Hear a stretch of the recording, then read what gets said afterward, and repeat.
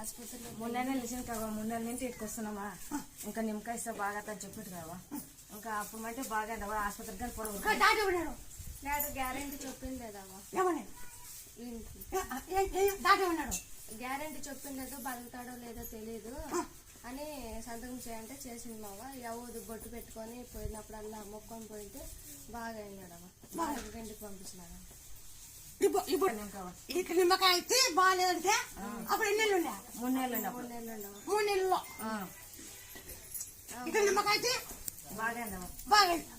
అది ఈ నిమ్మకాయలు ఉంటుంది ఈ నిమ్మకాయలు ఉంటుంది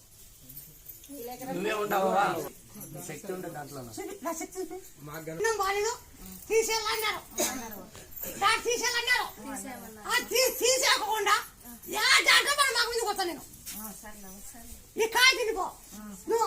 ఆసుపత్రి పోయినప్పుడు ఇంకో ఆసుపత్రి పోయి